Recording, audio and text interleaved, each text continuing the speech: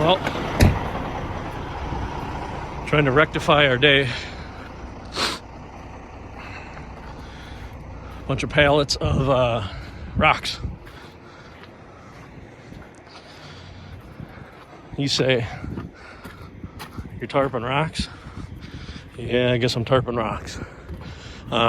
They're bagged rocks, some sort of small rock that they use for, he said, in the steel mills and stuff like that. I don't know what it's for exactly, but it's not the best tarp job. But I'm just trying to zip and get something out of the day after spending $650 too. We got a mud hole we had to pick up in. After spending $650 for them to look and find nothing. Of course, we called dispatch and said, hey, find me another load, because we lost that other one. Get in here so it's not so loud. We'll flip it around. So anyways, we called dispatch, told them, hey, so we lost that other load. Can you find me another load? And they're like, yep, I'll post your truck. Okay. So I go down the road, go to the truck stop. I'm sitting there. And mind you, it's like towards the end of the day. I'm running out of time. So I get on the load board, and, you know, I think they're trying to load me right back to Minnesota. It's like, at this point, let's give me something so it's not a total wash, you know, loss. So I found this. This is going down to Jacksonville, Alabama, which is fine. I didn't have to be home. So, excuse me. $2,500, $500 less, and it's not going home, but it beats nothing. Hopefully I can try to make up some of that $600 we spent today. Hopefully the old girl here don't crap out on us. You know, so far we're looking good. I got diff lock, couldn't go through the mud, but that's that blue light. Don't look too bad at night. Kind of nice to have. But let's get going. We got 768 miles to do all weekend. So we'll probably unload this Monday morning is what I'm thinking. We'll get down there, I'm hoping tomorrow, we'll get down tomorrow night, which will be Saturday night. Do our 10, and we'll sit Sunday, and we'll knock in. That'll knock out our 34. Monday morning, we'll unload. And I believe I've hauled, I'm trying to think of where I got that other stuff, that graphite from, and that went right back up to Wisconsin. That was all right money. It wasn't too bad, but it was right back. But really, the week before Christmas, I don't have to be home until the weekend of Christmas for the kids. And we'll see what happens. So let's get on down the road.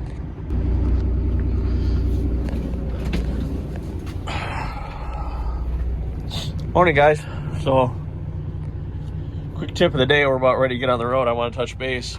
Those visors in the wintertime, what I do is I leave them down all the time. And what that allows your defrost to, you know, come up the window, and it kind of hangs up there for a while. You know, when I didn't do it before, you'd always get like the top of the window that would like fog up on you and stuff, but the bottom is just getting super hot because you're trying to push it up there. You're trying to push so much air, and it's such a big area. That really helps a lot. So if you haven't tried it, try it. I like it. It keeps the window nice and uniform warm. So I'm gonna get you guys set up here. We're gonna get on the road. It is Saturday. We are in Ohio still, Jeffersonville right now. 543 miles to go. It's just gonna be easy cruise day, and we're gonna get the hell out of here.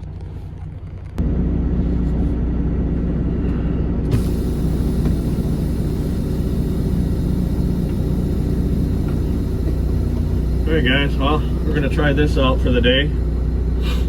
See if this works as a makeshift holder. And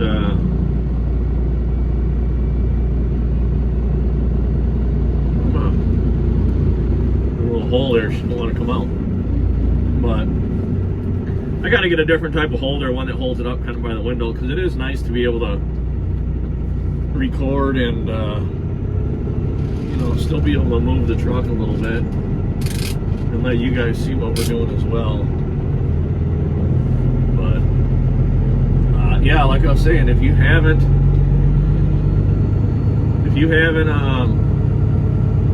tried out that visor trick, you should try it out. It works out really good. But for now, we are in Jeffersonville, Ohio. We are grabbing gears in the truck stop.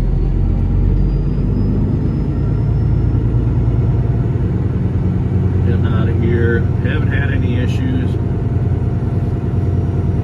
I kind of like trucking on the weekends. Truck stops are a little bit easier to get into. A lot of guys go home, stay out of the way. So there's usually a little bit more spots. I rarely ever set an alarm unless I'm running a clock real tight. That's really nice. That's one thing I love about this job is we can.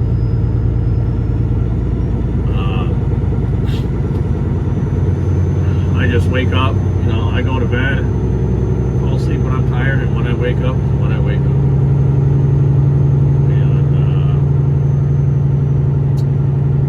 And that's probably the best way I've ever found to wake up. I cannot stand waking up to an alarm. If I wake up to an alarm, I've noticed I'm in a bad mood all day. It takes a while to get out of that funk. I got a kick out of it last night when I pulled in here. Trucks were stacked up all over the place. And I thought, holy shit, this is going to be a problem. I thought this is going to be a problem. There's all kinds of, no parking spots. There's a bunch of trucks here. They're parked up all in the front here in the RV parking and stuff. They're just stacked up. And, every time I try to record, But, shit, you get back in the truck lot and it's all it was is just you guys are lazy. That's all. There was plenty of parking. And one thing I'd like to touch on, kind of got a little tiff the other night over reserve parking.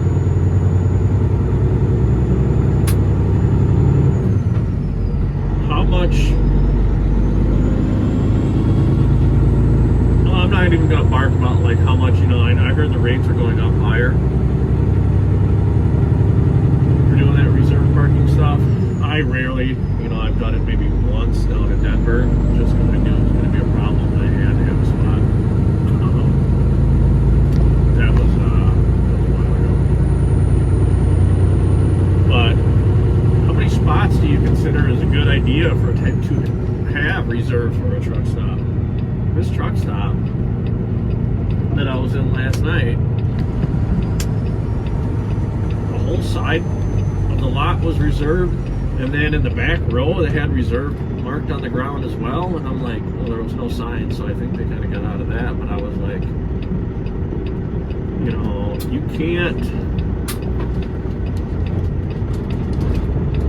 can't mark I get it, it's their lot, but you can't mark the whole damn trailer or the whole damn lot reserved and claim everybody's going to pay for every single parking spot. Say the East Coast. I don't agree with the East Coast saying that you got to pay for parking either, unless some of them I think if you buy fuel, you don't have to pay for parking. But the fuel,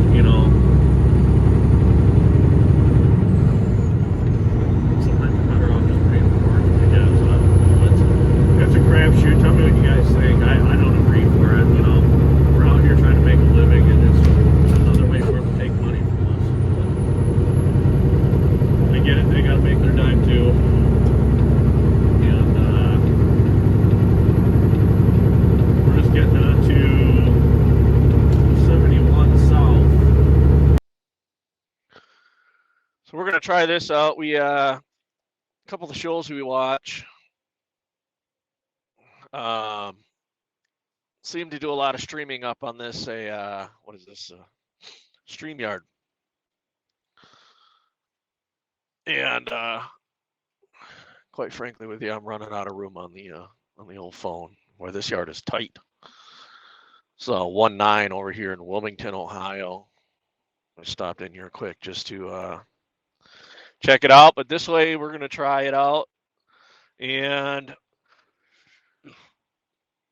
this thing seems to allow me to use my headset so we can get a little bit better audio. But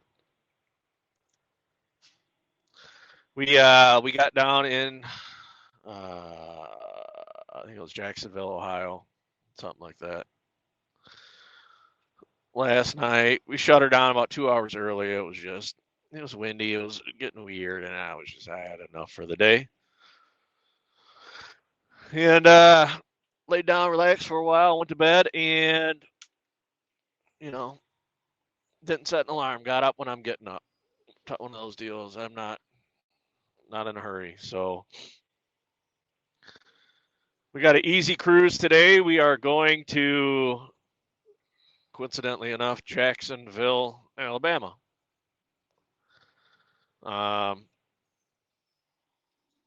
So we're just getting on the road here. Just wanted to kind of test this thing out, see how well it works, and see if this is going to be easier for recording type of deal.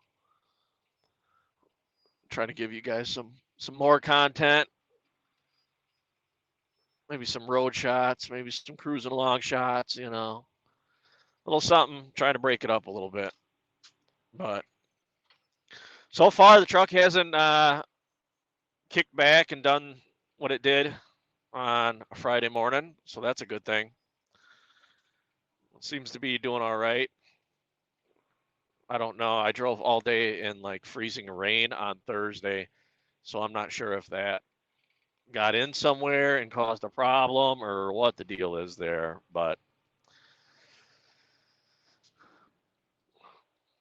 so we're just going to get on the road here. We are headed to, this is 71 South, and we got a pretty easy day. Like I said, nothing crazy. You got 523 miles left.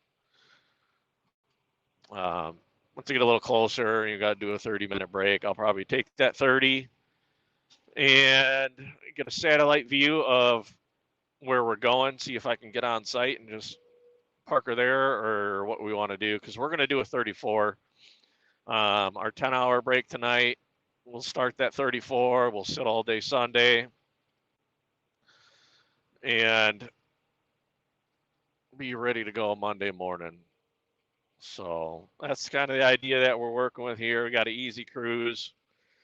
But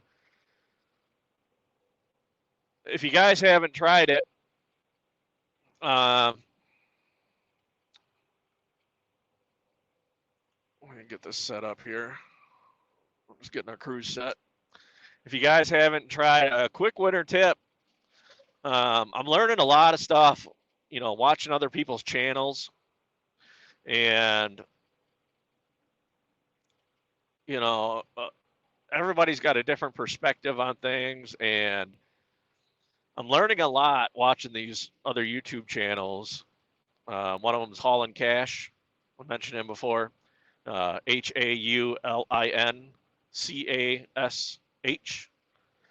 Good dude. He's out of Texas. He's running a small group of trucks and stuff like that. And he's been on the road for the last, a couple of weeks, kind of doing his thing, which is awesome. Love to see that a guy that owns trucks, dispatches trucks, owns the company, he's out there in his bibs getting shit done as well, doing what you got to do. And that is awesome. That's hard to come by. I rarely see people doing that. But another thing I learned, we learned it last night actually, on Haulin' Cash's Live. Another channel we just started watching, Nevada Trucking and Trails. I don't know that guy's name yet, but he's got a pretty nice 389 Pete.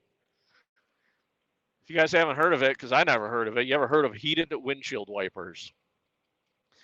He's got a video on installing them and all that stuff. I've never heard of it. Some of the reviews, I guess the guys are saying they never go without them again, but that's pretty crazy. I've been in the business for a little while. I haven't heard of them. One of my winter tips for driving, so to trying to defrost the windows in the winter when you're going down the road. You're cruising in the cold, and you used to always run into a problem with the top of the windshield getting foggy. And you're cooking the bottom. Just trying to keep it open. I like a good window to look out. And I don't remember where where I saw it or where I heard it, but all your top visors. So in this truck, I got three sun visors up on top. You got one driver, one passenger, and there's one in the middle, which is nice. So when the sun's kind of in between, drop all of them down. Leave them all the way down. And what that's going to do is that creates a pocket on the top of your window. So when you run your defroster and that hot air blows up that window, it goes up into that pocket and it kind of hangs there for, a little bit longer than it normally does. And it's enough to keep that whole window almost, pretty uniform temperature. And that's been a pretty good gig. I'm doing that all winter. I've been doing that every time I'm running rigs in the winter. So that helps.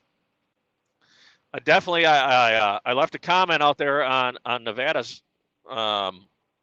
video for those heated wipers to see if he can give us a review. Maybe give us it's wintertime now. I think he put them on about a year ago or so, and I haven't seen a video on how they actually work. Like real world situation, like when it's snowing, turn them on, maybe some pros and cons of that. And so I'm waiting to see on that. But you learn a lot of stuff.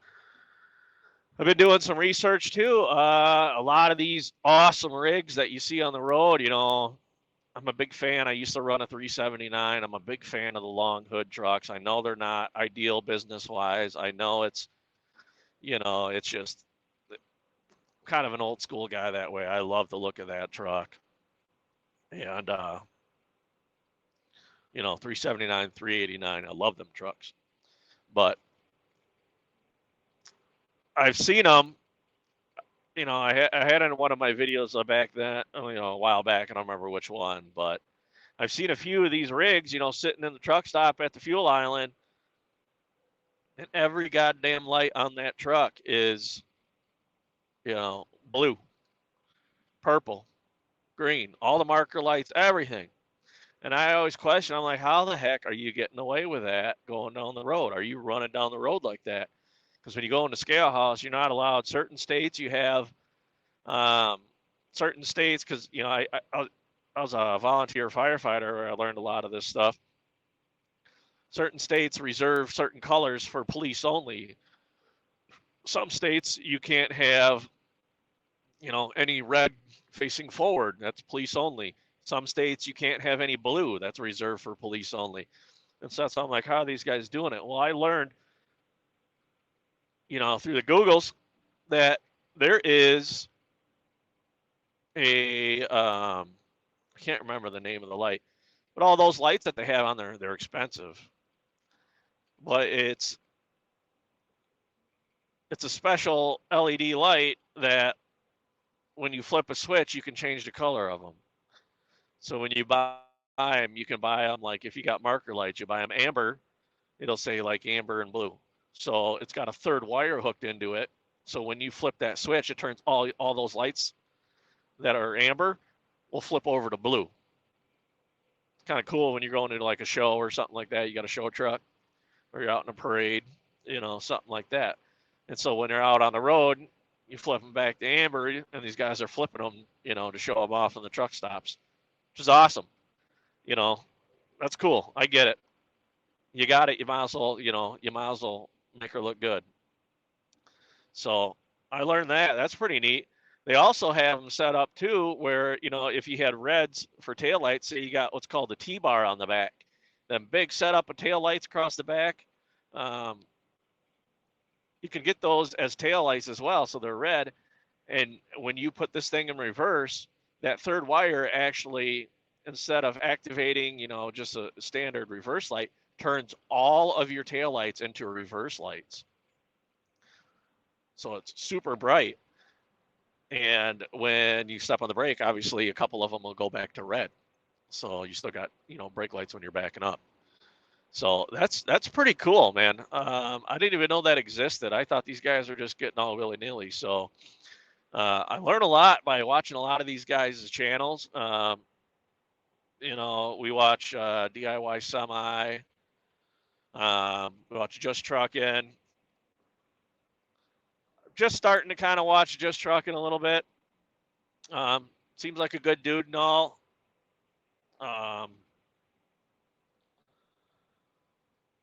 He's got a lot of nice toys, and I kind of question on, some of the loads that he's hauling and how he's paying for all that. But I understand it's YouTube. Hey, he built that up. Good for him. But just for the new guys getting into the business, if you're watching channels like that, don't think that that's going to be the game. As soon as you get in, you're going to have a nice house, a bunch of nice cars, a nice rig, and it's all going to pay for itself right away. It's you got to put in some time. You got to be wheeling and dealing. You got to make things work. And I'm not shitting on the guy. Nice dude. No, he's got nice stuff. He made something work. He got all that. So good for him. Just be mindful about where you're at. It's a hard game out here. If you watched the video the other day, just random stuff where like the truck broke down and I'm sitting there for hours. We lost money on the loads and $650 to tell me they can't find the problem. So that's things like that happen, I guess. So just be mindful. It's expensive out here. Things happen, but for now we're just gonna cruise on down the road. There's not a lot going on. Should be a pretty easy day, and we'll see how this goes. You guys let me know. Maybe you like this size or this, not this size. Maybe you like this video better. I gotta try to get some sort of a mount for that phone to get up on the window like this, so I can get some down the road shots, and I can get a little bit better shots. So when I go into when we went into Philadelphia, and you could see these tight roads. Kind of what we got to do to navigate that. Like I said before, in that I used to do heavy haul, and I've been 25 foot wide, 220,000 pounds, 150 feet long. Where when you're that long, I wish I would have started doing videos back then, because that would have been a great content. When I'm going around, when I'm that long and you're going around on ramps, the clovers, and your front left steer tire is basically up against the guardrail, and you got a Jeep behind you, which is a small little trailer with another fifth wheel. That's what your RGN's hooked to.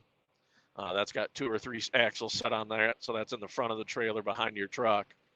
Then you got your trailer. You got 2, 3 axles on the trailer. And then you got a stinger behind that, which is it pivots. It's got a pin you pull so it can pivot around corners. You got 2, 3, sometimes 4 axles on that. Your front left tire is up against the guardrail going around those things, and that stinger tires are going down in the grass. It's pretty good content. It gets a little sketchy sometimes, but you learn a lot of maneuvering from doing stuff like that, and what helps and things like that. So we're going to try to get a mount for up on the window. I'm trying to get it so it's not like dead in the view, but I don't want it so far back that it's hard to see anything either. So another thing we should touch on quick. I mean, we're here. So for all of you that don't know, we'll give you, we'll touch on it again, a little bit of background. Had my CDL since I was like 23. We just turned 38. and kind of in and out. It started with a small mom and pop company doing flatbed, reefer, dry van, getting around, doing all that stuff. We've hauled fuel tanker for a while. We did some full time. That was all local stuff though. Part time fuel tankers, it was extra side money.